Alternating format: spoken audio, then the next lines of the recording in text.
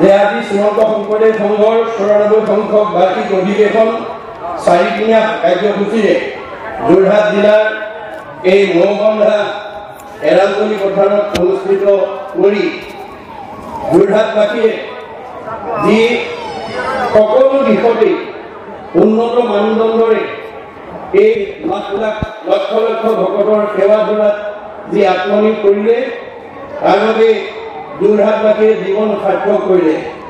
আমাৰ বেদত কৈছে যে আমাক ভগৱানে যি প্ৰতিভা দিছে শাৰীৰিক মানসিক বৌদ্ধিক আৰ্থিকভাৱে তাৰ পৰা যদি আমি সৎ কামত অকণমান ত্যাগ কৰিব পাৰোঁ তেতিয়াহ'লে আমাৰ প্ৰতিটো খোজৰ মূল্য হ'ব পদে পদে অশ্বমেধ ফলম প্ৰাপ্নোতি নিশ্চয়। অৰ্থাৎ যোৰহাটবাসীৰ ৰাইজে এই অনুষ্ঠান ভাগি সদায় সুন্দৰ কৰিবৰ কাৰণে প্ৰায় এবছৰৰ পৰা যি শাৰীৰিক মানসিক বৌদ্ধিক আৰ্থিক ত্যাগ কৰি আমাৰ এটা অভিলেখ স্থাপন কৰিলে আৰু অনাগত দিনত আমাৰ সৰ্ববাৰ্ষিকভাৱে আমাৰ অনুষ্ঠান আগবাঢ়ি গৈ আছে। পৰৱৰ্তী জিলাসমূহেও যাতে ইয়াতকৈ উন্নতভাৱে আগবঢ়াই আমাৰ অনুষ্ঠান যিটো শ্ৰীমন্ত শংকৰদেৱ গুৰুজনাৰ নামত প্ৰতিষ্ঠিত উত্তৰ পূব ভাৰতৰ সৰ্ববৃহৎ অনুষ্ঠান তেৰাৰ যি ধৰ্ম আদৰ্শ সাহিত্য সংস্কৃতি বিশ্ব দৰবাৰত আগবঢ়াই নিবৰ কাৰণে যি জন্মলগ্নৰে পৰা শ্ৰীমন্ত শংকৰদেৱ সংঘই প্ৰয়াস কৰি আহিছে সেই আশাত যাতে আমি সকলোৱে সঁহাৰি জনাব পাৰোঁ। আজি অনুষ্ঠানৰ সৰ্বাংগীন উন্নয়নৰ দিশত আমাৰ সেৱা বাহিনীৰ যি ত্যাগ এইটো আমাৰ প্ৰশংসনীয়। আজি যদি সেৱা বাহিনী সেৱক সেৱিকাসকলে এই ৪দিনীয়া কাৰ্যসূচীত অনুষ্ঠানটোৰ সৰ্বাংগ সুন্দৰ শৃংখলাবদ্ধভাৱে আগবঢ়াই নিয়াত যদি সেৱা আগ নবঢ়ালেহেঁতেন আমাৰ এই ৪ দিন অনুষ্ঠান ইয়াত হয়তো কদৰ্য হৈ গ'লহেঁতেন, বহুত লেতেৰা হৈ গ'লহেঁতেন। গতিকে তেওঁলোকে শুই উঠিয়ে ভকত নুঠাৰ আগতেই আমাৰ এই অনুষ্ঠানৰ যি সেৱা আগবঢ়াই তেওঁলোকে জীৱন ধন্য কৰিলে। গতিকে তেৰা সমস্তই আমাৰ মানৱ জন্মৰ সাৰ্থকতা কৰিছে, কাৰণ আমাৰ এই শৰীৰটো ভগৱানে দিছে পৰো উপকাৰায় ইদম শৰীৰম, যে আমাৰ এই শৰীৰটো পৰৰ উপকাৰ কামত লগাবৰ কাৰণে দিছে। পৰ মানে তৃণমূল এটা আত্মা, পৰ মানে পৰিয়াল, পৰ মানে অনুষ্ঠান প্ৰতিষ্ঠান দল সংগঠন জড় জগত জীৱ জগত নিখিল জগত মানে ভগৱানে কৈছে মই। গতিকে এই নিখিল জগতৰ কাৰণে আমি যদি এই শৰীৰটো লগাব পাৰোঁ তেতিয়াহ'লে আমাৰ এই শৰীৰ ধৰাৰ সাৰ্থকতা নহ'ব। অনাগত দিনত আৰু সেৱা বাহিনীৰ সেৱকসকলে যাতে এনেধৰণৰ পবিত্ৰ অনুষ্ঠানৰ লক্ষ লক্ষ ভকতৰ সেৱা ধৰি মানৱ সেৱাই ঈশ্বৰ সেৱা, মহাত্মা গান্ধীয়ে কৈছে service to man is service to God. গতিকে মানৱ সেৱাই ঈশ্বৰ সেৱা। গতিকে এই ধৰণৰ সেৱালৈ যাতে আগবাঢ়ি আহে অনাগত দিনত তাৰ কাৰণে আমাৰ শ্ৰীমন্ত শংকৰদেৱ সংঘই জন্মলগ্নৰে পৰা কেৱল ধৰ্ম সাহিত্য সংস্কৃততে আবদ্ধ নাৰাখি উঠি অহা প্ৰজন্মক যাতে শৈক্ষিক আৰু আৰ্থিক দিশেদিও আগুৱাই নিব পাৰে তাৰ কাৰণে কিছুমান অভিনৱ আঁচনি লৈছে। যেনে আমাৰ থিপটেন ক্ৰেডিট কোঅপাৰেটিভ ছ'চাইটি নামৰ বেংক প্ৰতিষ্ঠা কৰিছে আৰু বিশ্ববিদ্যালয় শংকৰদেৱ বিশ্ববিদ্যালয় প্ৰতিষ্ঠা কৰিছে। আৰু তাৰ কাৰণে আপোনালোকে যাতে তাক সজীৱ কৰি তোলা যাতে আপোনালোকে সৰ্বতোপ্ৰকাৰৰ অৰিহণা আগবঢ়ায় তাৰ বাবে মই সকলোকে আহ্বান জনালোঁ। কাৰণ আমাৰ গুৰুজনাই ভাগৱতত লিখিছে আৰু অৰ্জুনক কৃষ্ণই কৈছে শুনা ধনঞ্জয়, ধন নহ'লে কাৰ্য নিষিজয়। আমাক ধনটো কেৱল সৎ কাৰ্য সাধন কৰিব দিছে আৰু নিজৰ জীৱনৰ নিৰাপত্তাৰ কাৰণে দিছে। আমি যদি ধন থাকি যদি চোৰ ডকাইতৰ বলি হ'ব লগা হয়, উগ্ৰপন্থীৰ বলি হ'ব লগা হয়, তেতিয়াহ'লে আমাৰ ধন উপাৰ্জনৰ মূল্যাংকন ক'ত? সেইকাৰণে আমি কেনেকৈ ধন উপাৰ্জন কৰিব লাগে আৰু কেনেকৈ ব্যয় কৰিব লাগে তাৰ সুন্দৰ নিদৰ্শন মহাপুৰুষ গুৰুজনাই ভাগৱতত আমাক দিছে। অৰ্থ আজি বাৰু কিঞ্চিত একো নাহি ফল, যদি নভজয় হৰি চৰণ কমল। আজিৰ দৰে ঈশ্বৰ সেৱামূলক কৰ্মত যদি আমি উপাৰ্জিত অৰ্থ লগাব নোৱাৰোঁ তেতিয়াহ'লে সেই ধনৰ কোনো মূল্য নাই বুলি কৈছে। কিয়নো দুখ কৰি ধন ধান আৰ্জা যত মানে কৃষ্ণে এৰে যদি তাকো খাইবে আনে। আমি যিমান ধন উপাৰ্জন কৰি সঞ্চয় নকৰোঁ কিম্বা, কিন্তু আমাৰ দেহৰ পৰা আত্মা ওলাই যোৱাৰ লগে লগে আমাৰ সঞ্চিত ধন আনে ভোগ কৰিব। আমাৰ বেংকত ফিক্সড ডিপজিট কৰা ধন নমিনীয়ে খাব, আমি খাবলৈ নাপাওঁ। সেইকাৰণে গুৰুজনে আমাক আহ্বান জনাইছে নিজ হস্তে অৰ্জিত যদি উপজগন্নাথ কিছু ব্যয় কৰি উক হৰিৰ সেৱা।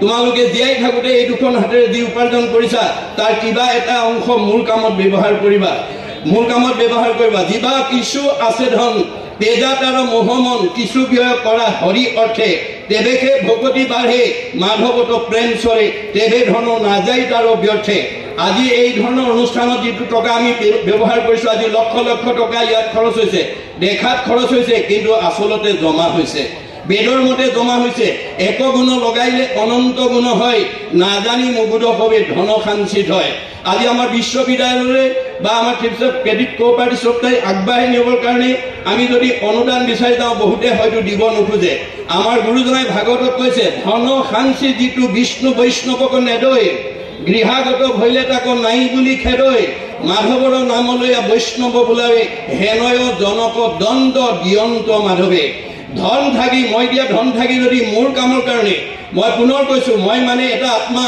মই মানে পৰিয়াল মই মানে সমাজ মই মানে অনুষ্ঠান মই মানে প্ৰতিষ্ঠান মই মানে দল মই মানে সংগঠন মই মানে জড়জগত মই মানে জীৱ জগত মই মানে নিখিল জগত অহমে বাসমে অগ্ৰে ন অন্য সৎ পৰম প্ৰচ্ছাদ অহম যো একৈশ যো অৱশিষ্টতে শিষ্যই অহম আদিত মই মধ্যত মই আৰু শেষত ময়েই থাকিম তুমি দেখা জগতখন মিছা জগত মিথ্যা ব্ৰহ্ম সত্য ব্ৰহ্মহে সঁচা ব্ৰহ্ম কি জীৱ ব্ৰহ্ম এব কেৱলম তৃণমূল এটা আত্মাৰ পৰা যাতে অনুষ্ঠান প্ৰতিষ্ঠানৰ কাৰণে আমি যাতে কায়িক মানসিক বৌদ্ধিকভাৱে ত্যাগ স্বীকাৰ কৰিব পাৰোঁ তেতিয়াহে আমাৰ জন্ম ধৰাৰ সাৰ্থকতাটো হ'ব গতিকে অন্যথা যদি আমি সৎ কামলৈ বিচাৰিবলৈ নাই বুলি খেদো তেনেহ'লে ধন সাঞ্চি যিটো বিষ্ণু বৈষ্ণৱক নেদৈ গৃহাগত ভৈলে তাক নাই বুলি খেদৈ মাধৱৰ নামলৈ বৈষ্ণৱ বোলাৱে হেনয় জনক দণ্ড দিয়ন্ত মাধৱে তেওঁ শাস্তি দিব তেওঁ বৈষ্ণৱেই হওক বা অবৈষ্ণৱেই হওক কেনেকৈ দিব নুহি চুৰে নেই নুহি অগ্নিয়ে দহয়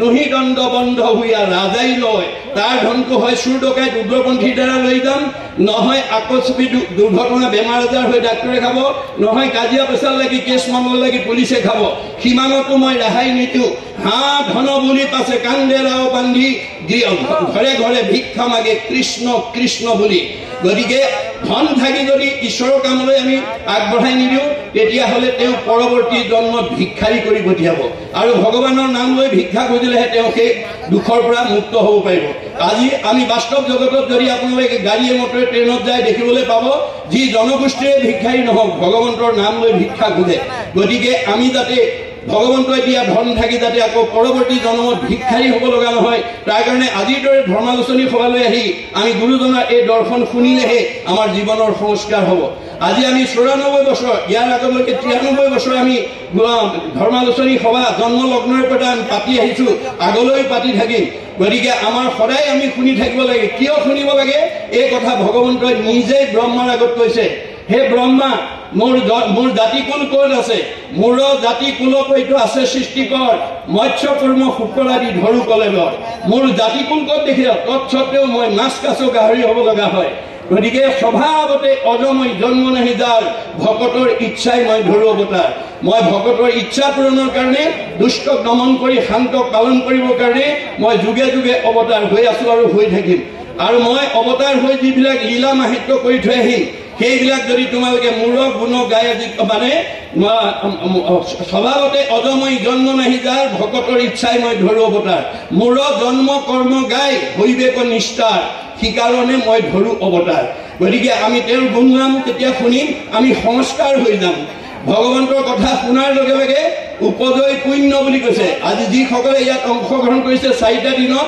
তেওঁলোকৰ পুণ্য উপাৰ্জন হৈছে পুণ্য সোমোৱাৰ লগে লগে পাপ ওলাই যায় বুলি কৈছে উপজয় পুণ্য পাপ হুয়ে দূৰ মিলে মহামুখ্য সুখ প্ৰচুৰ তেতিয়াহে আমি জীৱনৰ বাঞ্ছিত সুখৰ আমি অধিকাৰী হ'ব পাৰিম কাৰণ সুখটো সকলোৱে বিচাৰে কিন্তু সুখ বিচাৰিলে পোৱা বস্তু নহয় আমাৰ গুৰুজনাই কৈছে কৰে শুভা শুভ কৰ্ম গুণৰ ইচ্ছাই কৰ্মফলে জীৱে সুখ দুখ পায় আমাৰ কৰ্মফলৰ লগত সুখ দুখ জড়িত হৈ আছে আজি ধৰ্মালোচনী সভালৈ আহি আমি পৰৱৰ্তী জীৱন এনেধৰণে কটাম যাতে আমি সকলো সময়ৰ পৰা ভগৱন্তৰ পৰা যাতে সুখ লাভ কৰিব পাৰোঁ অৰ্থাৎ বেয়া এৰি ভাল লোৱাটোৱে হৈছে বৈজ্ঞানিক দৃষ্টিভংগী আজি আমি ধৰ্মালোচনী সভালৈ কৈ আহিব লাগে আমাৰ বেয়াবিলাক এৰি ভাল ল'বৰ কাৰণে আমি যেতিয়ালৈকে বেয়া এৰিব নোৱাৰিম তেতিয়ালৈকে ভগৱানে আমাক ভাল ঠাইত থ'ব নোৱাৰে সেইকাৰণে দাৰ্শনিক পণ্ডিতে কৈছে bed is bed and good is good do bed never never and do good ever ever. বেয়াটো সদায় বেয়া, তুমি তাক ত্যাগ কৰিবা, আৰু ভালটো সদায় ভাল, তাক আঁকোৱালি ল'বা।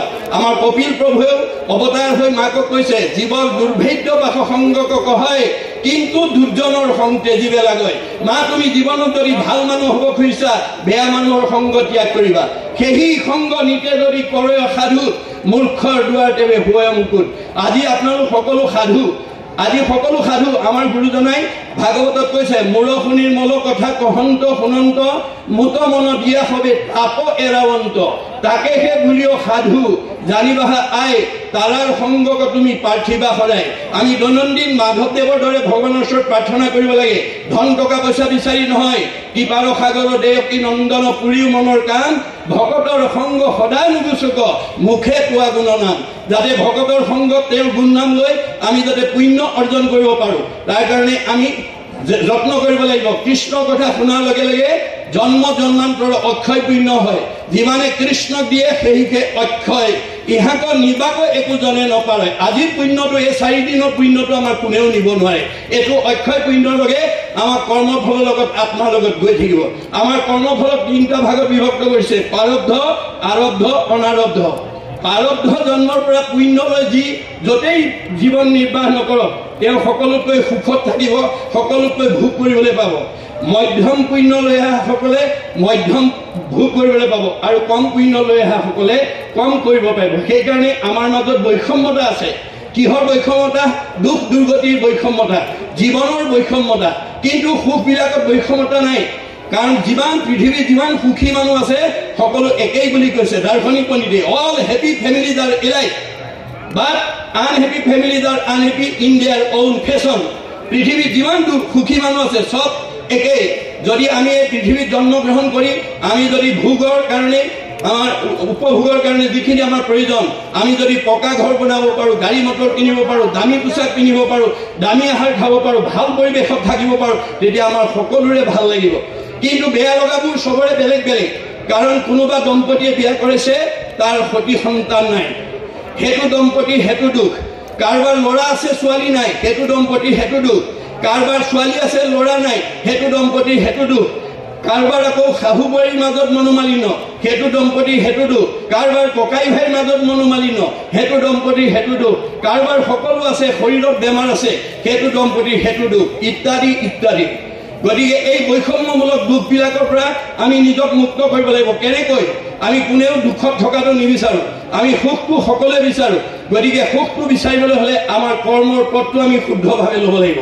শ্ৰীমন্ত শংকৰদেৱ সংঘই গুৰুজনাৰ এই সকলো দিশৰ মানৱ জন্ম সুন্দৰভাৱে পৰিচালনা কৰিবৰ কাৰণে যিমানবিলাক সম্বল শংকৰদেৱে দি থৈ গৈছে।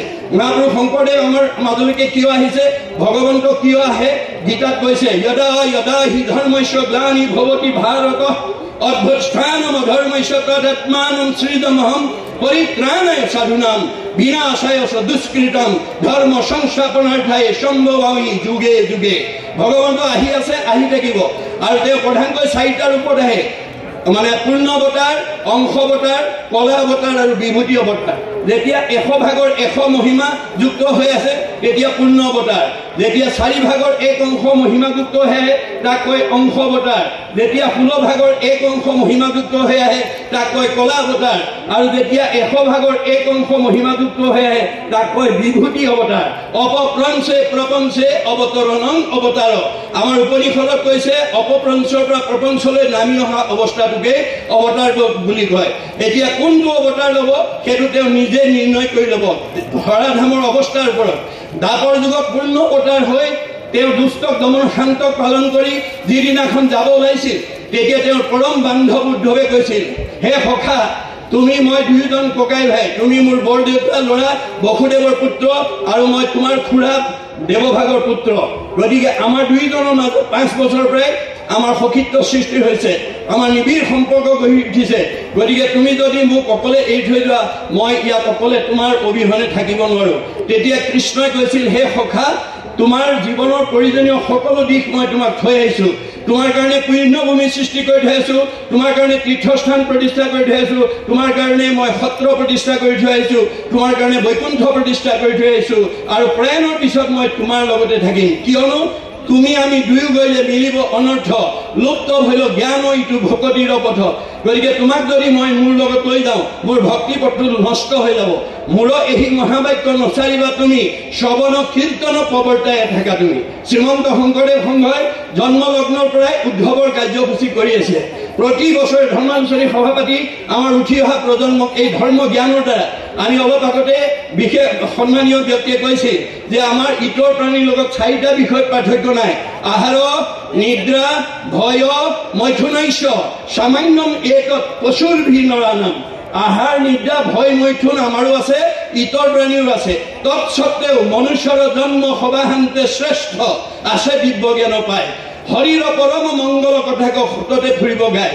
গতিকে আমাৰ চাৰিমুঠি জীৱৰ ভিতৰত মানুহক শ্ৰেষ্ঠ বুলি ক'লে কিয় মানুহে ধৰ্মহি তেইছাম অধিক বিশেষ আমাৰ এটা বেছি গুণ আছে ইতৰ প্ৰাণীতকৈ সেইটোৱে হৈছে ধৰ্মগুণ ধৰ্মেন হীনা পশুৰ ভি সমানা গতিকে ধৰ্মহীন মানুহ পশুৰ লগত একেই হ'ব সেইকাৰণে ধৰ্ম জ্ঞানেৰে আমাৰ মাজত যাতে আমি ঈশ্বৰত্ব প্ৰাপ্তি হ'ব পাৰোঁ শ্ৰীমন্ত শংকৰদেৱ সংঘই তাক জন্মলগ্নৰ পৰাই আপ্ৰাণ চেষ্টা কৰি আহিছে ডক্টৰ সৰ্বপল্লী ৰাধাকৃষ্ণই ধৰ্মৰ সংজ্ঞা দি কৈছে religion binds men to men and men to god আমাৰ ধৰ্মই কি কৰে ইজন মানুহক সিজন মানুহে ভাল পাবলৈ শিকায় আজি এক বছৰ ধৰি এই 94 সংখ্যক অধিৱেশন পাতিবৰ কাৰণে যোৰহাট জিলাবাসী সকলো একত্ৰিত হৈ ডেকা গাভৰু যুৱক যুৱতী একেলগে হৈ যেতিয়া কৰ্মবিলাক কৰিছে ইজনৰ প্ৰতি সিজনৰ প্ৰেম ভাৱটো বাঢ়ি গৈছে এইটোৱে হৈছে ধৰ্ম আৰু ধৰ্মই কি কৰে religion is that which binds society together which divides society, breaks it up into parts and makes people fight one another is adharma. আমাৰ যদি পৰিয়ালত মিলাপ্ৰীতি নাই সীমা ঘৰীয়াৰ লগত মিলাপ্ৰীতি নাই সমাজত যদি মিলাপ্ৰীতি নাই তেতিয়াহ'লে আমি ধৰ্ম কৰা হোৱা নাই আমাৰ অধৰ্মহে কৰা হৈছে গতিকে আমি তাৰো আমূল পৰিৱৰ্তন আনিব পাৰিম এনেধৰণে আমাৰ 4 তৰপীয়া অনুষ্ঠানে প্ৰাথমিক পৰ্যায়ৰ পৰা আঞ্চলিক জিলাত ধৰি এনেকৈ ধৰ্মালোচনী সভা পাতি ঈশ্বৰৰ গুণ নামৰ নদীখন যদি বোৱাব পাৰে গুৰুজনে ভাগৱতত কৈছে অকৃষ্ণ নাম কীৰ্তনৰ নদী নাই জিঠানত ভকতৰ সংগ জৈত নাই ব্ৰহ্মাৰ ভুৱন ভৈৰেও অপবিত্ৰ সিটো আতি যোগ্য নোহে তাকিবে তথাই ধনে ধনে টকাই পইচাই গাড়ীয়ে মটৰে পকা ঘৰে দৰে সমস্ত থাকিলেও যদি আমাৰ মিলাপ্ৰীতি নাথাকে তেতিয়াহ'লে সেই জেগাত আমাৰ বসবাসৰ যোগ্যতা নাই গতিকে শ্ৰীমন্ত শংকৰদেৱে সকলোৰে যাতে শান্তিৰে নিবাস কৰে তাৰ কাৰণে এই প্ৰচেষ্টা অব্যাহত ৰাখিছে আমাৰ গুৰুজন আৱিৰ্ভাৱ হৈ পেলাই যে কিয় অৱতাৰ হৈছিল গুৰুজনৰ অৱতাৰবাদৰ বিষয়ে আমাৰ গুৰু চৰিত্ৰত কৈছে আনুবাৰ অৱতাৰ ভৈলন্ত ঈশ্বৰ কৃষ্ণ হৰিবাৰ পৃথিৱীৰ ভাল অন্তজাতি প্ৰতিটোৰ কাৰণ এইটো ইবাৰ ভৈলন্ত শ্ৰীমন্ত শংকৰ সকলো মানুহকে যাতে আগুৱাই নিব পাৰে তাৰ কাৰণে তেওঁ অৱতাৰ হৈছে অৱতাৰ হৈ অসমৰ চাৰিওফালে ঘূৰি চালে প্ৰাক শংকৰী যুগক অন্ধকাৰ যুগ বুলি কোৱা হৈছিল যিটো সময়ত বিশেষকৈ অসমৰ মানুহে ধৰ্মৰ নামত মানুহ বলি দিবলৈ কুণ্ঠাবোধ কৰা নাছিল তেনে এটা সন্ধিকণত শংকৰদেৱ আৱিৰ্ভাৱ হৈ তেওঁ চাৰিওফালে ঘূৰি চালে যে অসমৰ মাতৃৰ বুকুত বিভিন্ন জাতি জনগোষ্ঠীৰ লোকে বসবাস কৰি আছে এই সকলোবিলাক ঈশ্বৰৰ অমৃতৰ সন্তান এই আধ্যাত্মিকতাটো এই যিটো আধ্যাত্মিক জ্ঞানটো আত্মসম্পৰ্কীয় জ্ঞানটো যদি মই সমাজত দি থৈ নাযাওঁ অনাগত দিনত এওঁলোক কেতিয়াও একতাৰ দূৰেৰে বান্ধ খাব নোৱাৰিব আৰু সমন্বয়ৰ সেতু বান্ধিব নোৱাৰিব সেইকাৰণে তেওঁ সকলো জনগোষ্ঠীৰ লোকৰ পৰা ভকত নিৰ্বাচন কৰি লৈ আহিছিল কেনেকৈ ভগৱন্তৰ হাজাৰটা নামৰ পৰা এটা এটা নাম দি পেলাই সংস্কাৰ কৰি আনিছিল আৰু আনি সমাজক চিনাকি কৰি দিছিল হেৰা ভকতসকল হেয়া জীৱশ্ৰেষ্ঠ মানৱ এয়া মই গাৰুৰ ভকত আনিছোঁ এওঁক তোমালোকে আজিৰ পৰা গাৰু বুলি ঘৃণা নকৰিবা এওঁ ঈশ্বৰৰ অমৃতৰ সমান সন্তান এওঁক তোমালোকে আজিৰ পৰা গোবিন্দ আতৈ বুলিবা এয়া মই নগাৰ ভকত আনিছোঁ এওঁক আজিৰ পৰা নৰোত্তম আতৈ বুলিবা এয়া মই জৱনৰ ভকত আনিছোঁ এওঁক আজিৰ পৰা তোমালোকে জয় হৰি আতৈ বুলিবা এয়া মই কাৰ্বিৰ ভকত আনিছোঁ এওঁক আজিৰ পৰা তোমালোকে ভুলাই আতৈ বুলিবা এয়া মই জয়ন্তীয়াৰ ভকত আনিছোঁ এওঁক আজিৰ পৰা তোমালোকে মাধৱ আতৈ বুলিবা এয়া মই হীৰাৰ ভকত আনিছোঁ, এওঁক আজিৰ পৰা তোমালোকে মথুৰা দাস আতৈ বুলিবা। এয়া মই আহোমৰ ভকত আনিছোঁ, এওঁক আজিৰ পৰা নৰহৰি আতৈ বুলিবা। এয়া মই কছাৰীৰ ভকত আনিছোঁ, এওঁক আজিৰ পৰা তোমালোকে বলাই ৰমাই বুলিবা। এয়া মই মিচিঙৰ ভকত আনিছোঁ, এওঁক আজিৰ পৰা তোমালোকে পৰমানন্দ আতৈ বুলিবা। এয়া মই দেউৰীৰ ভকত আনিছোঁ, এওঁক আজিৰ পৰা তোমালোকে বৈকুণ্ঠ আতৈ বুলিবা। এয়া মই কোচৰ ভকত আনিছোঁ, এওঁক আজিৰ পৰা তোমালোকে মুৰাৰী আতৈ বুলিবা। এয়া মই কলিতাৰ ভকত আনিছোঁ, এওঁক আজিৰ পৰা তোমালোকে গোপাল আতৈ বুলিবা। এয়া মই কৈৱৰ্তৰ ভকত আনিছোঁ, এওঁক আজিৰ পৰা তোমালোকে পূৰ্ণানন্দ আতৈ বুলিবা। এয়া মই বনিয়াৰ ভকত আনিছোঁ, এওঁক আজিৰ পৰা তোমালোকে হৰিদাস আতৈ বুলিবা। এয়া মই ভুটিয়াৰ ভকত আনিছোঁ, এওঁক আজিৰ পৰা দামোদৰ আতৈ বুলিবা। এয়া মই নাপিতৰ ভকত আনিছোঁ, এওঁক আজিৰ পৰা তোমালোকে নাৰায়ণ ঠাকুৰতা বুলিবা। এয়া মই তিৱাৰ ভকত আনিছোঁ, এওঁলোকক তোমালোকে আজিৰ পৰা সুদাম আতৈ বুলিবা। এয়া মই কায়স্থৰ ভকত আনিছোঁ, এওঁক আজিৰ পৰা তোমালোকে সদাই আতৈ বুলিবা। এয়া মই মুছলমানৰ ভকত আনিছোঁ, এওঁক আজিৰ পৰা তোমালোকে শ্যাম কাই আতৈ বুলিবা। অৰ্থাৎ শ্যাম কাই আতৈ নামেৰে তেওঁ খোজকাঢ়ি গৈছে, তাৰ পৰা অপ্ৰভংশ হৈ চান্দ খাই হৈছে। এয়া মই ব্ৰাহ্মণৰ ভকত আনিছোঁ, এওঁক আজিৰ পৰা তোমালোকে অনন্ত কণ্ডলী সাৰ্বভৌম ভট্টাচাৰ্য বুলিবা। এই ধৰণে সকলো জাতি জনগোষ্ঠীৰ পৰা ভকতক সংস্কাৰ কৰি আনি এখন জাতি বৰ্ণহীন এখন সমাজ প্ৰতিষ্ঠা কৰি ঘোষণা দি গ'ল। কি বুলি?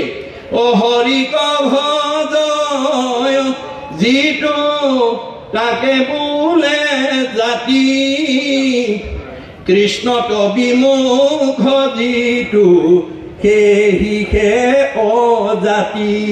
আপুনি যি জনগোষ্ঠীতেই জন্মগ্ৰহণ নকৰক, যদি হৰিক ভজে জাতি হ'ব আৰু যদি হৰিক নভজে অজাতি হ'ব।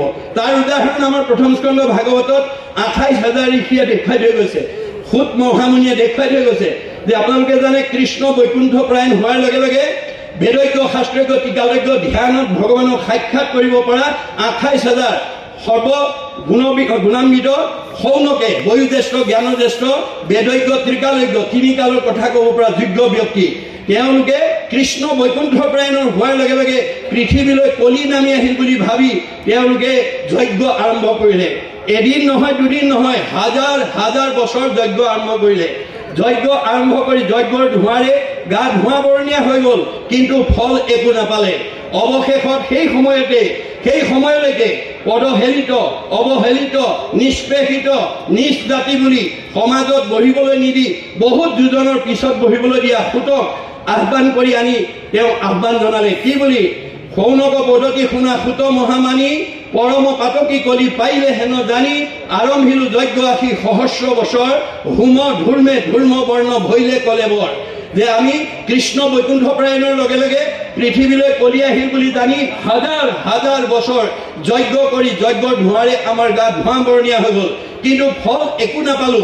সম্প্ৰতি তুমি কি চিন্তি উপমহাহিত, কৰাই উপপান কৃষ্ণ চৰিত্ৰ অমৃত। গতিকে আমাৰ প্ৰত্যেকৰে যুগ ধৰ্ম ভগৱন্তই নিৰ্ণয় কৰি থৈ গৈছে। সত্য যুগত হৰি অৱতাৰ হৈ সমস্ত জগতবাসীক কৈছে, হে জীৱশ্ৰেষ্ঠ মানুহ, তোমালোকে এই মায়াময় সংসাৰৰ পৰা উদ্ধাৰ হ'বলৈ হ'লে একমাত্ৰ ধ্যান কৰিব লাগিব ভগৱন্তক, আৰু ধ্যানৰ অন্তত ভগৱানৰ 10টা নাম ল'লে ধ্যান পূৰ্ণ কৰি মায়াময় সংসাৰৰ পৰা উদ্ধাৰ হ'ব পাৰিবা। সেইকাৰণে সত্য যুগৰ সকলো মানুহে ধ্যান কৰিছিলে।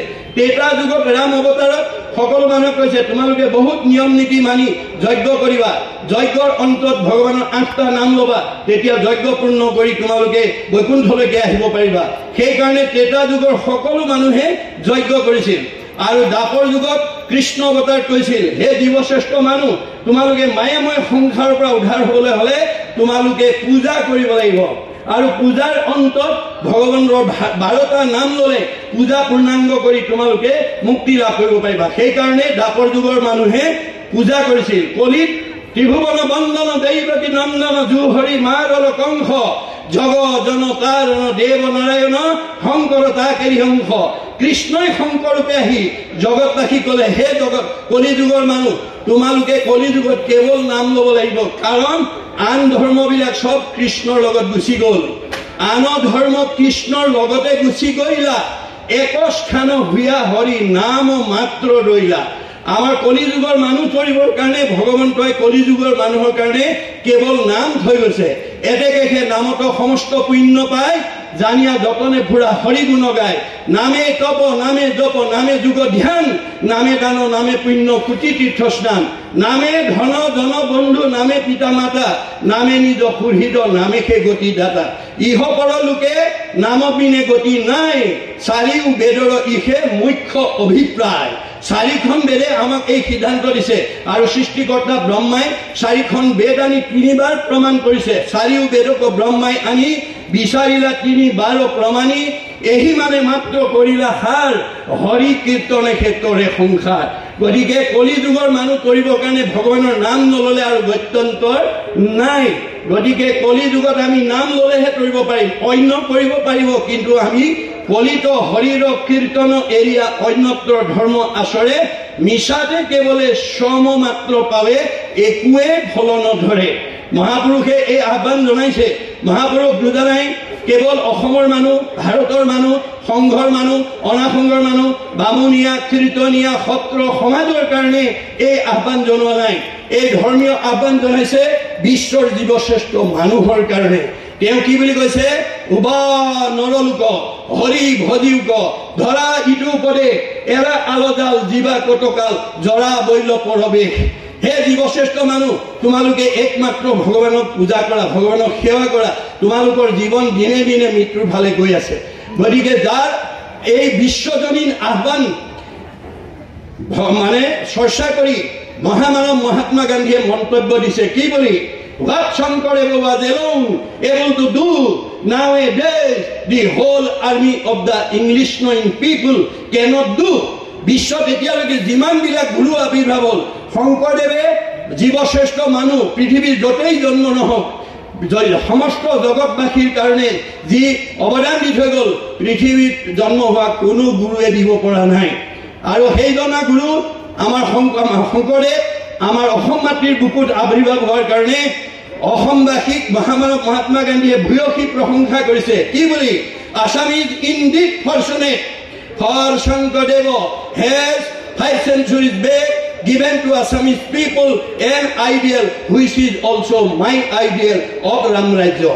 মই যিখন ৰাম ৰাজ্য অসমত প্ৰতিষ্ঠা কৰাৰ মানস কৰি আহিছিলো শংকৰদেৱে 500 বছৰ পূৰ্বতে সেই ৰাম ৰাজ্য অসমত প্ৰতিষ্ঠা কৰি থৈ গৈছে অসমবাসী সঁচাকৈয়ে ভাগ্যৱান গতিকে আজি আমি অসমৰ লোকসকলে গুৰুজনাৰ এই মহান বিশ্বজনীন আদৰ্শ আমি শুদ্ধভাৱে অধ্যয়ন কৰাৰ কাৰণে আমাৰ মাজত এতিয়াও বিশৃংখল হৈ আছে শ্ৰীমন্ত শংকৰদেৱ সংঘই সকলো জাতি জনগোষ্ঠীক লৈ এখন সমাজ প্ৰতিষ্ঠা কৰি গুৰুজনৰ এই আদৰ্শ যাতে বিশ্ব দৰবাৰলৈ বিশ্বজনীন ভাৱেৰে সৈতে যাতে লৈ যাব পাৰে তাৰ কাৰণে অহোপুৰুষাৰ্থ চেষ্টা কৰি আছে গতিকে আপোনালোকে সঁহাৰি জনাব লাগিব উদগনি দিব লাগিব প্ৰেৰণা দিব লাগিব গতিকে সৌনাকে যেতিয়া এই কথা নাজানি হাজাৰ বছৰ যজ্ঞ কৰি যেতিয়া বিফল হৈ গ'ল তেতিয়া সৌনকক যেতিয়া ক'লে সম্প্ৰতি তুমি সি চিন্তি উপমহাহিত কৰাইক পান কৃষ্ণ চৰিত্ৰ অমিত তুমি এতিয়া কৃষ্ণ কথা নুশুনালে আৰু আমাৰ গত্যন্তৰ নাই তেতিয়া সেই আহ্বান শুনি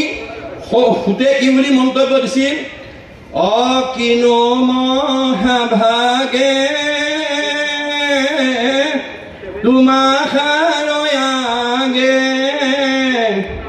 কহিব কৃষ্ণৰ লীলা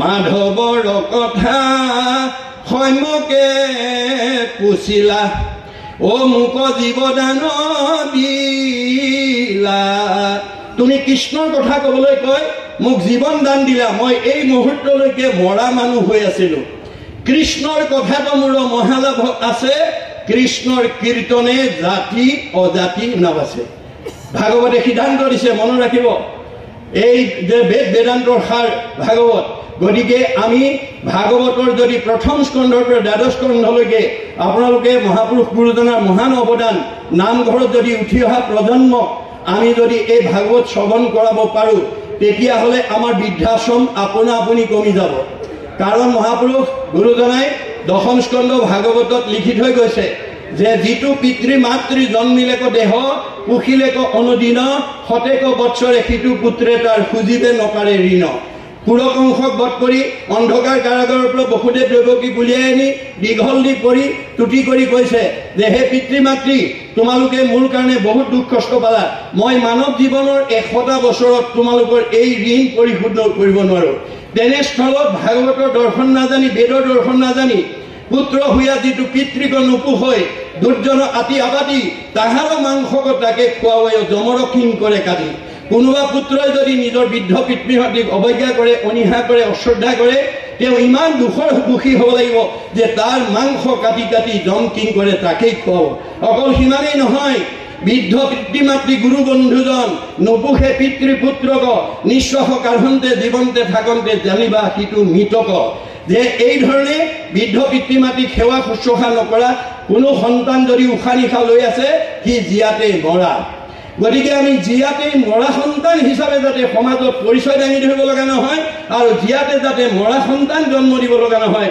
তাৰ কাৰণে আজিৰ দৰে ধৰ্মালোচনী সভালৈ আহি গুৰুজনাৰ দৰ্শন আমি অধ্যয়ন কৰিব লাগিব আমাৰ 60 বছৰৰ ওপৰতকৈও আমাৰ ডেকা গাভৰুসকল বেছিকৈ আহিব লাগে উঠি অহা প্ৰজন্ম আজিৰ দৰে ধৰ্মালোচনী সভালৈ বেছিকৈ আহিব লাগে কাৰণ মহাপুৰুষে উপমা দিছে তুমি জগ জীৱ তোমাক পুজিলে পাই আপোনাক যায় যেন মুখ শ্ৰীক প্ৰতিবিম্ব মুখ দেখয় দৰ্পণ চাই আমি আইনাখন দিনটোত এবাৰ হলেও চাওঁ কিয় আইনাখন চালে মোৰ দেহৰ অৱয়ৱটোৰ কথা মই জানিব পাৰোঁ মই আগতকৈ বগাই হৈছো নে কলাই হৈছো নে শকতে হৈছো নে ক্ষীণাইছো নে মোৰ কিবা মুখত স্পট পৰিছে নেকি তাক জানিবৰ কাৰণে আমি দিনটোত এবাৰ হলেও চাওঁ কিন্তু আপোনালোকৰ প্ৰত্যেক গৃহস্থী ঘৰত আইনাখন বেছিকৈ কোনে চাই আপোনালোকে চাবচোন যদি ডেকা ল'ৰা গাভৰু ছোৱালী আছে যদি নতুনকৈ বিয়া কৰি অনা বোৱাৰী আছে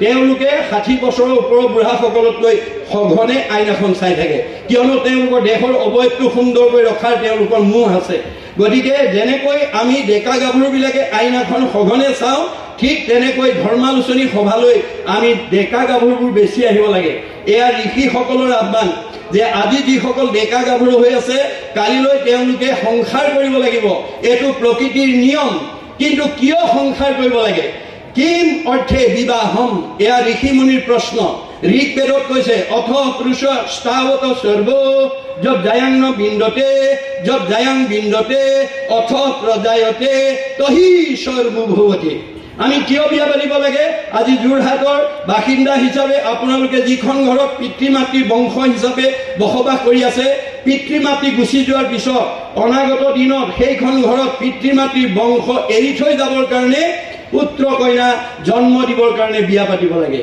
কি অৰ্থে পুত্ৰম পুণ্যাম নৰকে তাৰ কি পুত্ৰা হা পুণ্যাম নৰকৰ পৰা পিতৃ মাতৃক উদ্ধাৰ কৰিবৰ কাৰণে পুত্ৰ কন্যা জন্ম দিব লাগিব কিন্তু কোন পুত্ৰই উদ্ধাৰ কৰিব আমাৰ গুৰুজনাই ভাগৱতত লিখি থৈ গৈছে পুত্ৰে তৰাইবে বুলি শুনি আছা শাস্ত্ৰ বৈষ্ণৱ পুত্ৰক লাগি বুলি আছে মাত্ৰ আমি বৈষ্ণৱ পুত্ৰ জন্ম দিব লাগিব অবৈষ্ণৱ পুত্ৰ যদি উপজে বংশত স্বৰ্গ হন্তে পিতৃক পেলাৱে নৰকত আজি অবৈষ্ণৱ পুত্ৰ যদি আমি জন্ম দিব লগা হয় আজি আপোনালোকে দেখিছে বহুত পিতৃ মাতৃয়ে পঢ়াই শুনাই কাৰোবাক ডক্টৰেট ডিগ্ৰী লৈছে কোনোবা ডাক্তৰ ইঞ্জিনিয়াৰ অফিচাৰ প্ৰবক্তা অধিবক্তা বুদ্ধিজীৱী জ্ঞানী মানি বহুত বহুত উচ্চ পদস্থ বিষয়ত চাকৰি কৰিছে কিন্তু তেওঁলোকে আনৰটো দূৰৰ কথা নিজৰ জন্মদাতা পিতৃ মাতৃক কেনেকৈ বৃদ্ধ বয়সত সেৱা শুশ্ৰূষা কৰিব লাগে তাক নাজি বৃদ্ধাশ্ৰমলৈ পঠাই দিছে বিশ্ব বিজেতা নেপোলিয়নক এজন ফ্ৰান্সবাসীয়ে প্ৰশ্ন কৰিছিলে হে নেপোলিয়ন তোমাৰ পৃথিৱীত আটাইতকৈ মান্যবৰ লোক কোন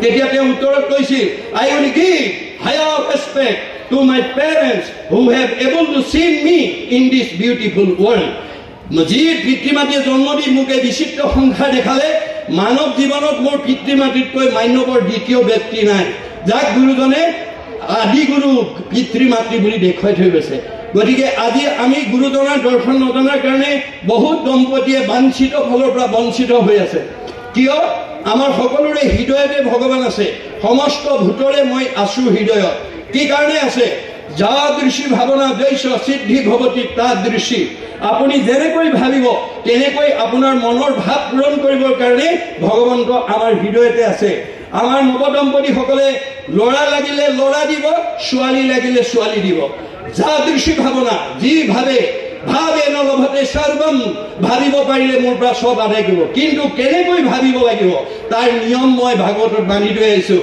গতিকে এই ভাগৱত যাতে আমি উঠি অহা প্ৰজন্মক, আমাৰ প্ৰত্যেকখন সমাজে যাতে নিজৰ নিজৰ নামঘৰত আপোনালোকে কোনোবা ডেকা, কোনোবা গাভৰু, কোনোবা দাঢ়ি থকা, কোনোবা অসৰণীয়া, কোনোবা মাইকী, কোনোবা মতা মানুহ বুলি ভেদ নকৰি আমাৰ আত্মা দৃষ্টিত তেওঁলোকক অধ্যয়ন কৰিবলৈ দিব। গুৰুজনাই আত্মা ধৰ্ম দি থৈ গৈছে, দেহ ধৰ্ম নহয়। দেহটো আজি আছে কালিলৈ নাই, এইটো দেহ মায়া, আত্মা শাশ্বত সনাতন।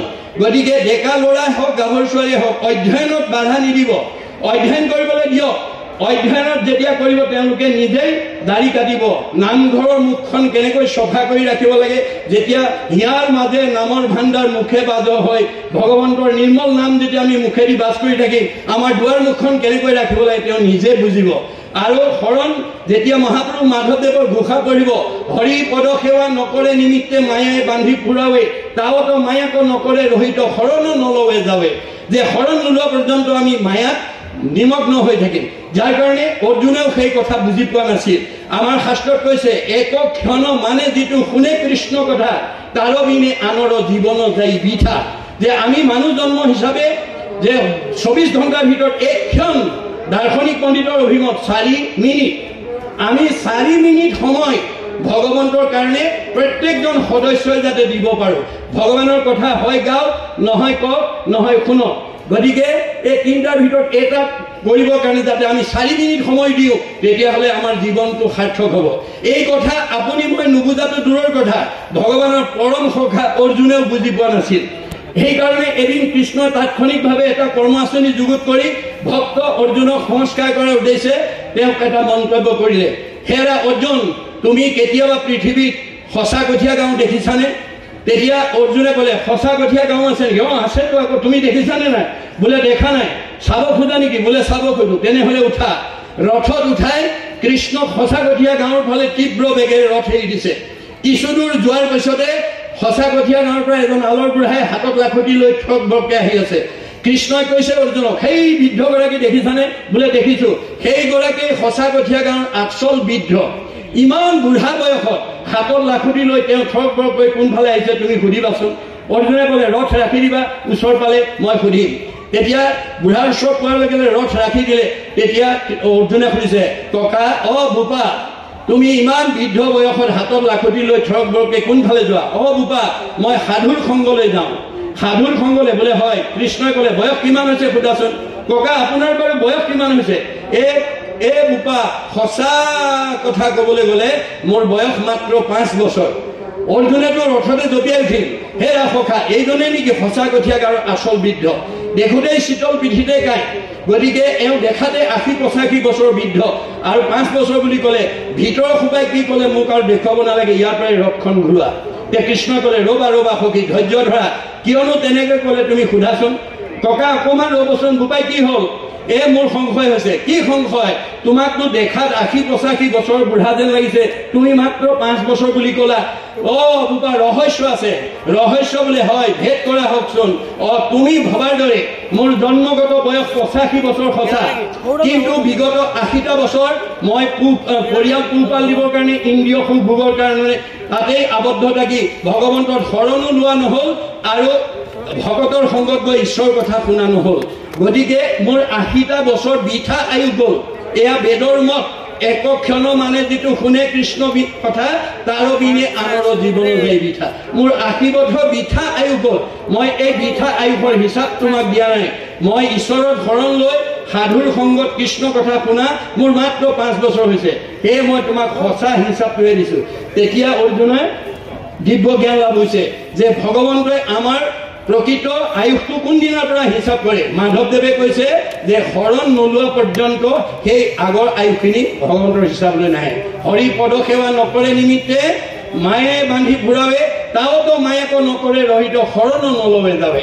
গতিকে আমি শ্ৰীমন্ত শংকৰদেৱ সংঘই এতিয়া 6 বছৰ বয়সতে উঠি অহা প্ৰজন্মক গুৰু পৰিচয় দিয়াৰ আঁচনি গ্ৰহণ কৰিছে। 12 বছৰত শৰণ দিয়াৰ আঁচনি গ্ৰহণ কৰিছে, আৰু শৰণ অনগল হ'লে ভজন দিয়াৰ আচৰণ কৰিছে। কাৰণ আমি মানুহ হিচাপে মৃত্যুৰ সময়ত আমি ভগৱন্তৰ নাম স্মৰণ কৰি যাব লাগিব, ৰূপ চিন্তা কৰি যাব লাগিব। শংকৰদেৱে আমাক এই কথা কৈছে, মুখে বোলা ৰাম, হৃদয়ে ধৰা ৰূপ, এতেকে মুকুতি পাইবা কহিলো স্বৰূপ। যে তুমি মানুহ হিচাপে যাবৰ সময়ত কৃষ্ণৰ নাম উচ্চাৰণ কৰিব লাগিব আৰু হৃদয়ত ৰূপটো চিন্তা কৰিব লাগিব। তাৰ কাৰণে কমেও 12 বছৰত আমি শৰণ ল'ব লাগিব আৰু শৰণ অনগল হ'লে আমি ভজন ল'ব লাগিব। শৰণে আমাক নাম দিব, ভজনে ৰূপ দিব। কিন্তু আজি আমাৰ উঠি অহা প্ৰজন্ম বা নৱদম্পতিসকলে শৰণ নল'লে নহয় কাৰণে, শহুৰ শাহুৰে তেওঁৰ হাতে নাখায় কাৰণে, ভকতে তেওঁৰ হাতে নাখায় কাৰণে শৰণটো দিয়াই কিন্তু অনুশীলন নকৰে, ভজন ল'বলৈ ভয় কৰে। কাৰণ শৰণতে ইমান নিয়ম নীতি মানিব লাগে, ভজন ল'লেতো আৰু নিয়ম নীতি মানিব লাগিব। সেইকাৰণে এজন দাৰ্শনিক পণ্ডিতে কৈছে, আমাৰ মানুহৰ আটাইতকৈ ডাঙৰ ভয়টো হ'ল ভাল মানুহ হ'বলৈ। ভাল মানুহ হ'বলৈ ভয় কৰে, কাৰণ শৰণ ভজন ল'লে আমাৰ বেয়া নিয়ম, বেয়া ভাৱ, বেয়া চিন্তা, বেয়া কৰ্ম, বেয়া খাদ্য, বেয়াবোৰ আমি ত্যাগ কৰিব লাগিব। গতিকে বেয়াবোৰ ত্যাগ কৰিলে আমি ভাল হৈ যাওঁ, ভাল হোৱাৰ ভয়তে শৰণ নলয়। গতিকে আমি যাবৰ সময়ত যি চিন্তা কৰি মৰিম, সেই চিন্তাৰ অনুকূল জন্মটো আমি পাম। অৰ্জুনক কৈছে, জং জং অবিস্মৰণ ভাৱং তেজতে অন্তে কলেবৰম তম তমেই ইন্দ্ৰি অন্তে সদাত ভাৱ ভাবিত। হে কুন্তি সুত, যাবৰ সময়ত যি ভাৱনা লৈ যাবা, ভাৱনাৰ অনুকূল জন্মটো তুমি পিছৰ জন্মত ধাৰণ কৰিব লাগিব। তাকেই মহাপুৰুষ গুৰুজনাই ভাগৱতলৈ অনুবাদ কৰিছে, মৰিবাৰ বেলা যাক চিন্তি মৰৈ নৰ, উপদিয়া পাৱে পাছে খাহি কলে বৰ। মৰিবৰ সময়ত আমি যি চিন্তা কৰি মৰিম, তাৰ ৰূপটো আমি ধাৰণ কৰিব লাগিব। গতিকে পুৰঞ্জন ৰজাই মৰিবৰ সময়ত ঈশ্বৰৰ চিন্তা কৰিব লাগিছিলে, কিন্তু তেওঁ ঈশ্বৰৰ নামটোৰ ঠাইত ঘৈণীয়েকৰ নামটো ল'লে আৰু ঈশ্বৰৰ ৰূপটো ঠাইত ঘৈণীয়েকৰ ৰূপটো চিন্তা কৰিলে। মুখখন এনেকুৱা, কাণখন এনেকুৱা, নাকটো এনেকুৱা, ইমান দিন খুৱাই পিন্ধাই ৰাখিছিলোঁ, আজি মই মৰিম, এওঁ কোনেনো পিন্ধাব, কোনেনো খুৱাব বুলি পঞ্চতংগত পুৰঞ্জনে স্ত্ৰী ৰূপ চিন্তিয়া মনত, স্ত্ৰী হুয়া উপদিলে ঘূৰ সংসাৰত। গতিকে তিৰোতাৰ চিন্তা কৰি পৰাৰ কাৰণে তিৰোতা হৈ জন্ম ল'ব লগা হয়। জ্বৰ ঘৰতে হৰিণাৰ চিন্তা কৰি মৰাৰ কাৰণে হৰিণাৰ জন্ম ল'ব লগা হয়। গতিকে কাৰোবাৰ যদি উলট পালট হ'বলৈ মন আছে, এইপালি ঔষধ খাব দেই। গতিকে আমি যাতে মহাপুৰুষ শংকৰদেৱে যি নিদৰ্শন দিছে, মাধৱদেৱে তাৰ এটা বিজ্ঞানসন্মত তথ্য আমাক দিছে ভক্তিৰ ৰত্নাৱলী, যে বাঘ পৰুৱাই পোৱালি নাপাৰে, জীয়াই জীয়াই ফৰিং মকৰা পোক পৰুৱা এটা আনি তেওঁ বাঘত ভৰাই দিয়ে। বাঘ পৰুৱা মানে কুমাৰণী, যেন বাঘ পৰুৱা ধৰিয়া পোকা যত, নামাৰি দিয়ন্তে আনি থয় বাসত। তেওঁ বাঘত আনি সোমাই থৈ দিয়ে। বাঘ পৰুৱাকে পোকে চিন্তিয়া ভয়ত, তাহাৰ স্বৰূপ পাই সেই শৰীৰত। গতিকে বাঘ পৰুৱাটোৱে তেওঁ সেই কুমাৰণীটোকে ৰাতিয়ে দিনে ই এতিয়া মোক মাৰিব, বিন্ধিব, খাব বুলি ভয়তে ভাবি থাকে। ভাবি থকাৰ কাৰণে চেক আকাৰটো বাঘ পৰুৱালৈ ৰূপান্তৰ হৈ যায়। এইমতে জীৱা যাক চিন্তিয়া থাকয়, তাহাৰ স্বৰূপ সিটো অৱশ্যে পাৱই। এই ধৰণে আমি যোনে যিটো চিন্তা কৰি থাকিম, তাৰ ৰূপটো আমি ধাৰণ কৰিব লাগিব। সেইকাৰণে আমাৰ গীতা ভাগৱতে কৈছে যে আমি মৰিবৰ সময়লৈকে যাতে আমি মানে ভকত বৈষ্ণৱ হিচাপে নামক জপিয়া ব্ৰহ্ম কৰিবেক মন, নিৰামিষে সদায়ে কৰিব ভোজন। আমাৰ ভকত বৈষ্ণৱে নিৰামিষ খাব লাগে, কাৰণ আমিষ খালেই প্ৰাণী হিংসা কৰিব লাগিব। কিন্তু আমাক বেদত গুৰুজনাই কৈছে, যত দেখা ভূত প্ৰাণী সবাহাকে বিষ্ণু মানি, হিংসা এৰি কৰা উপকাৰ। মই চবতে আছো দেই আত্মাৰূপে, পাৰিলে কাৰোবাক উপকাৰ কৰিবা, কাকো হিংসা নকৰিবা। হিংসা কৰিব পাৰিব, কিন্তু আপোনাৰ পাপ হ'ব। পাপ আয় পৰ পীড়নম। গতিকে মই মোৰ নিজৰ সুখৰ কাৰণে আনক যাতে দুখ দিব লগা নহয়, মোৰ নিজৰ পৰিয়ালটোৰ সুখৰ কাৰণে মই যাতে আনৰ পৰিয়ালটোক দুখ দিব লগা নহয়, মোৰ নিজৰ সমাজখনৰ সুখৰ কাৰণে আন এখন সমাজত যাতে আমি দুখ দিব লগা নহয়। এই কথা মহাপুৰুষ গুৰুজনাই দি থৈ গৈছে, যাক সৰ্বপল্লী ৰাধা কৃষ্ণনে এটা মন্তব্য কৰিছে, কি বুলি, we need not cut down the tree to gather the fruit. এজোপা গছৰ ফলবিলাক পাবৰ কাৰণে গছজোপাৰ গুৰিটো কাটি পেলাব নালাগে। In order to perfect human society, it is not necessary for us to destroy the family or the nation. গতিকে আমি কাৰোবাৰ অনিষ্ট কৰি নিজৰ সুখৰ কাৰণে যাতে ভাবিব লগা নহয়। অনিষ্ট কৰিব পাৰিব, আপোনাৰ পাপ হ'ব। আপুনি কাক বধ কৰিব? কপিলে কৈছে, সমস্ত ভূততে মই আছো সৰ্বক্ষণ, ইহাংগ অৱজ্ঞা আদি কৰে যিটো জন, বেদ মন্ত্ৰে প্ৰতিমাকে কৰে অচন, নোহে কিছু ফল মাত্ৰ হবে বিৰম্বন, পৰশৰী ৰত মুক বিদ্বেষ কৰয়, যদি পূজে প্ৰভু তাৰ চিত্ত শান্ত নহয়, প্ৰাণীক উপেক্ষা কৰি পূজে মূঢ়মতি, নোহে ফল কৰে যেন ভস্মত আহুতি। প্ৰাণীক নিন্দিয়া মুক যিজনে পূজয়, তাত মই তুষ্ট নহো জানিবা নিশ্চয়। প্ৰাণীক নিন্দা কৰি কোনোবাই মোক পূজা কৰিলে মই কেতিয়াও সন্তুষ্ট নহওঁ। তেতিয়া মাকে ক'লে তুমি কেনেকৈ সন্তুষ্ট হ'বা? অৱজ্ঞা উপেক্ষা দেশ নিন্দা পৰিহৰি তেবে মোক ভজিবেক ভক্তি ভাৱ কৰি। আজি এই 4 দিনত আমি যি ঈশ্বৰৰ কথা শ্ৰৱণ কীৰ্তন কৰিলোঁ, 9বিধ ভক্তি শ্ৰৱণ কীৰ্তন অৰ্চন বন্দন দাস্য সখিত্ব পদসেৱন আত্মনিবেদন স্মৰণ 9বিধৰ ভিতৰত এবিধো যদি আমি আচৰণ কৰোঁ আমি জন্ম ধৰাৰ সাৰ্থকতা হ'ব। যদি এবিধো আচৰণ নকৰোঁ তেতিয়াহ'লে আমি আকৌ তললৈ গুচি যাব লাগিব। মনুষ্যৰ জন্ম পাই হৰি নভজিলা অৱশ্যে হুইবা ভাই তীৰ্ণতৰু শিলা। আমি তীৰ্ণতৰু শিলাৰ পৰা আমাৰ জীৱন যাত্ৰা আৰম্ভ হৈছে। আজি আপোনালোকে বিভিন্ন গৃহস্থী ঘৰৰ পৰা আহিছে। লক্ষ্য আৰু উদ্দেশ্য কি? যে আজি 4ৰ্থ দিনৰ মানে ধৰ্মালোচনী সভা শেষ হ'লে আমি নিজা নিজা ঘৰলৈ ঘূৰি যাম। আপোনালোকে ঘৰৰ পৰা ওলাই আহোঁতে 4 দিনৰ কাৰ্যসূচী শেষত আপোনালোকে নিজৰ নিজৰ ঘৰলৈ ঘূৰি যোৱাৰ লক্ষ্য লৈ আহিছে। কোনেও ইয়াত একেবাৰে থাকিম বুলি অহা নাই। ঠিক তেনেকৈ আমাৰ এইখন ঘৰলৈ যিটো দেশ যিখন ঘৰৰ পৰা আহিছে অৰ্থাৎ পৰম ব্ৰহ্মৰ পৰা আহিছে, এইখন ঘৰ বুলি উদ্ধৱক পৰিচয় কৰি দিছে। মহুৰ সেৱাৰ যোগ্য মনুষ্য হৰি ইহাকে বুলিও গৃহ জানা মহাবীৰ। এইখন এখন ঘৰ, এইখন ঘৰলৈ অহা জীৱটো পৰম ব্ৰহ্মৰ পৰা আহিছে। আৰু বাট চিনি পোৱা ঘৰটো পাবলৈ অৰ্থাৎ মানুহৰ দেহটো পাবৰ কাৰণে কিমান বাট অতিক্ৰম কৰি আহিছে। আমাৰ বেদে কৈছে বিংশতি লক্ষণম স্থাৱৰম। আমি প্ৰত্যেকে 20 লক্ষবাৰ বিভিন্ন প্ৰজাতিৰ গছ গছনি আহিছোঁ। নৱলক্ষম জলজ 9 লক্ষবাৰ বিভিন্ন প্ৰজাতিৰ মাছ মগৰ হৈ আছোঁ। নৱলক্ষম কুৰ্মাংশ 9 লক্ষবাৰ আমি বিভিন্ন প্ৰজাতিৰ উভচৰ প্ৰাণী হৈ আহিছোঁ কাছৰ দৰে। 300 লক্ষ পশু নাম 30 লক্ষবাৰ আমি বিভিন্ন প্ৰজাতিৰ জীৱ জন্তু বাঘ সিংহ কুকুৰ শিয়াল মেকুৰী গাহৰি হৈ আহিছোঁ। 10 লক্ষ পক্ষী নাম 10 লক্ষবাৰ আমি প্ৰত্যেকে বিভিন্ন প্ৰজাতিৰ চৰাই চিৰিকটি হৈ আছোঁ। 70 লক্ষ বানৰা 4 লক্ষবাৰ আমি বানৰৰ জন্ম পাইছোঁ। 2 লক্ষ অৰ্ধমানৱ হিতাহিত জ্ঞান শূন্য 2 লক্ষবাৰ হিতাহিত জ্ঞান শূন্য অৰ্ধমানৱ চিম্পাঞ্জীৰ দৰে জন্ম ধাৰণ কৰিছোঁ। তথৌ মনুষ্যত্ব প্ৰাপ্য তথ কৰ্মাণি সাধে। তাৰ পিছতে আমি সৌভাগ্যক্ৰমে পুণ্য অৰ্জন কৰি মানুহ নামৰ উপাধিটোলৈ প্ৰমোচন পাইছোঁ। গতিকে মানুহ নামৰ উপাধিটোলৈ প্ৰমোচন পালে আজিৰ দৰে সংঘবদ্ধভাৱে ঈশ্বৰৰ কথা শুনি আমি 7টা ষ্টেপ পাৰ হৈ নিজৰ ঘৰখনলৈ গতি কৰিব পাৰিম। প্ৰথমে দহিব পাতিক ছয় কৰাইবে মহাপুণ্য অদ্ভুতয় মিলাইবে বিষয়ত বীৰগতি কৃষ্ণত পোৱাইবে প্ৰেম ভগতি উপজাইবে আদি বৈষ্ণৱ জ্ঞান মায়াকো দহিয়া কৰৈ নিৰ্জান চৈতন্যময় পূৰ্ণানন্দ হৰি থৈবন্ত তেন্তে এৰে একে কৰি।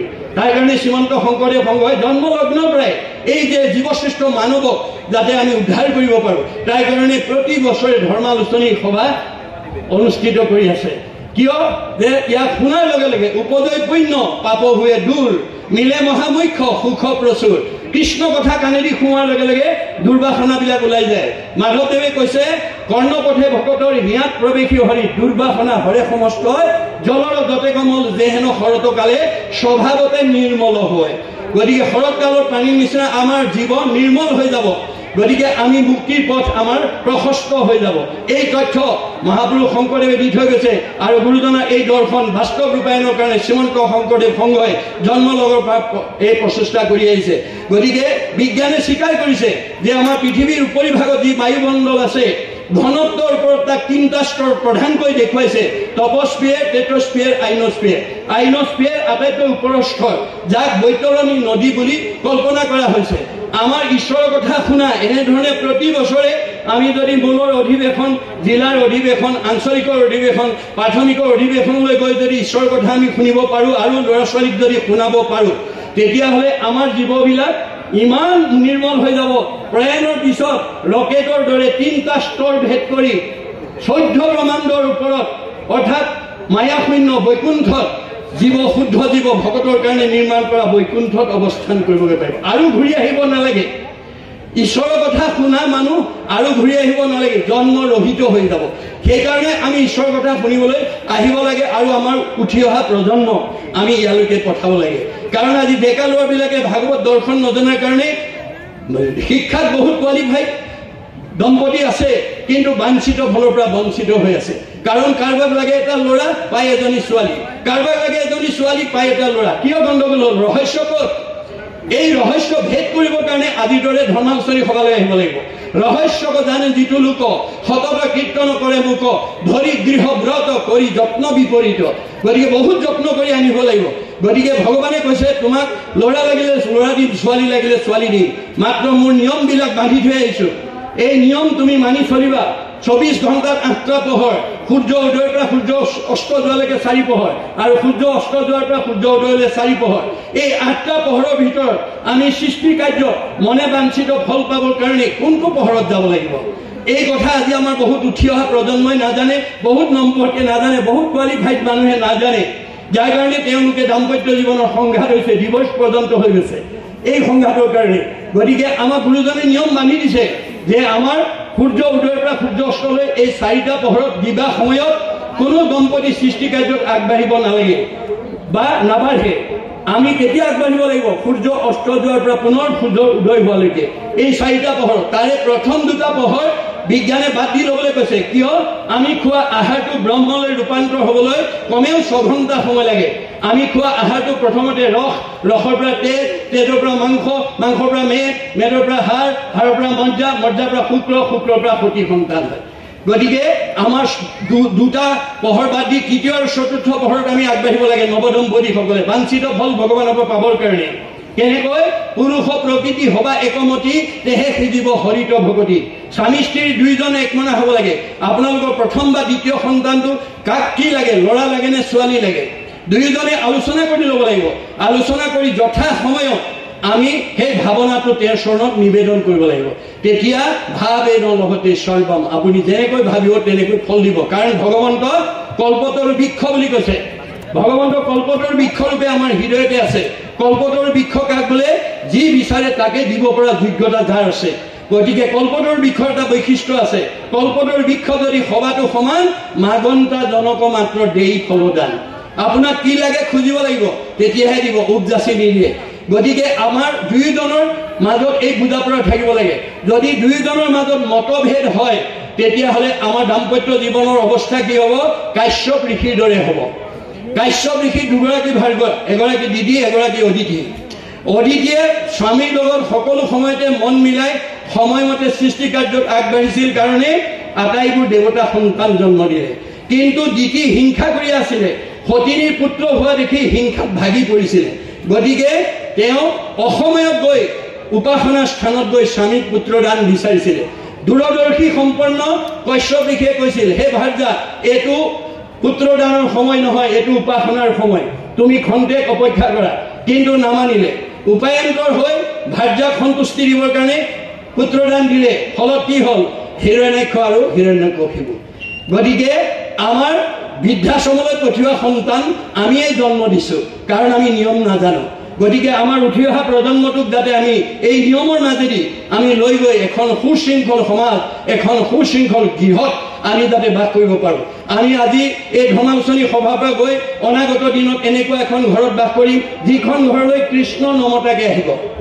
আমাৰ গুৰুজনাৰ দৰ্শন মতে আমি কৃষ্ণক মাতিব নালাগে, কৃষ্ণ আমাৰ ঘৰলৈ নিজে আহিব। যিখন ঘৰত পুৱা গধূলি ধূপ ধূনা জ্বলিব, ঈশ্বৰৰ উপাসনা কৰিব, গুৰুগিৰি থাকিব। এইটো সংঘ, অনাসংঘ, বামুণীয়া, কীৰ্তনীয়া, সত্ৰ সমাজ বুলি নহয়, মানৱ মাত্ৰেই ঈশ্বৰক উপাসনা কৰিলেহে আমাৰ জন্মৰ সাৰ্থকতা হ'ব। হৰি গুণনাম শ্ৰৱণ কীৰ্তন ভজি হৰি চৰণ, মনুষ্য হুইবাৰ এহি মানে মাত্ৰ জানা নিজ প্ৰয়োজন। মানুহৰ বাদে ঈশ্বৰক ভজিব পৰা শক্তি আনৰ নাই। গীতাত কৈছে, অসংখ্যাত জীৱ আছে সংসাৰৰ ভিতৰে, মনুষ্যকে ভজে আনে ভজিতে নপাৰে। অসংখ্য জীৱ ভগৱানে সৃষ্টি কৰিছে, কিন্তু ভগৱানক ভজিব পৰা শক্তি মানুহৰ বাদে আনৰ নাই। গতিকে মানুহৰ জন্ম যদি পাই আমি এই কথা উপলব্ধি নকৰোঁ, এনেধৰণে ধৰ্মালোচনী সভালৈ আমাৰ উঠি অহা প্ৰজন্মক যদি আমি নপঠাওঁ, তেতিয়াহ'লে আমাৰ অৱস্থাটো কি হ'ব? আকৌ আমি তৰুতীৰ্ণ শিলালৈ গুচি যাব লাগিব। মনুষ্যৰ জন্ম পাই হৰি নভজিলা, অৱশ্যে হুইবা ভাই তীৰ্ণ তৰু শিলা। আৰু তীৰ্ণ তৰু শিলাবিলাকে নিতৌ মানে আনৰ উপকাৰ কৰি মানুহ জন্ম পাবৰ কাৰণে অহৰ্নিশে চেষ্টা কৰি আছে বুলি বেদত সিদ্ধান্ত দিছে। কি বুলি? পৰোপকাৰে ফলন্তি বৃক্ষা। গছবিলাকে ফল দি আছে, নিজে নাখায়, আনক খুৱাই আছে। কি লাগে? মানুহৰ জন্ম লাগে। পৰোপকাৰে দুগ্ধন্তি গাব। গাইবিলাকে গাখীৰ দি আছে, নিজে নাখায়, আনক খুৱাই আছে, উপকাৰ কৰি আছে। কি লাগে? মানুহৰ জন্ম লাগে। পৰোপকাৰে বহন্তি নদ্যা। নদীবিলাক অহৰহ মানে বৈ আছে ৰাতি দিনে, পৰৰ উপকাৰ কৰি। কি লাগে? মানুহৰ জন্ম লাগে। প্ৰকৃতি জগতৰ সকলো জীৱই মানুহৰ জন্ম পাবৰ কাৰণে চেষ্টা কৰি আছে। গতিকে আনকি স্বৰ্গৰ দেৱতাসকলেও ব্ৰহ্মাকে প্ৰমুখ্য কৰি 33 কোটি দেৱতাই এই ধৰাধামত মানুহৰ জন্ম পাবৰ কাৰণে বাঞ্ছা কৰে বুলি বেদত উল্লেখ আছে। অতোহি দেৱ ইচ্ছন্তি জন্ম ভাৰত ভূতলে। কাৰণ স্বৰ্গত ভোগবাদ আৰু বস্তুবাদ আছে, ভক্তিবাদ নাই। ভক্তিবাদ কেৱল মাত্ৰ এই পৃথিৱীতে আছে, মানুহেহে কৰিব পাৰে। মানুহে ভক্তি কৰি কৰ্মবন্ধ বিনাশ কৰি আমি পূৰ্ণ ব্ৰহ্ম ঘৰলৈ গুচি যাব পাৰোঁ। আৰু উদ্ধৱক সেই কথা শেষত কৈছে, মাধৱে দুৰন্ত সখী শুনা মোৰ ভেদ, মোৰ ভকতি সে কৰে কৰ্মবন্ধস্থে। গতিকে আমি এনেধৰণৰ ভক্তিৰ মাজেদি এই 9 প্ৰকাৰ ভক্তিৰ দ্বাৰা আমি যাতে উঠি অহা প্ৰজন্মক আমি সঠিক পথৰে লৈ যাব পাৰোঁ, তাৰ কাৰণে মহাপুৰুষ গুৰুজনাই আমাক দি থৈ গৈছে। আন ধৰ্ম আজিও কৰিব পাৰিব, কিন্তু আমাৰ ব্যাসৰ দৰে হ'ব।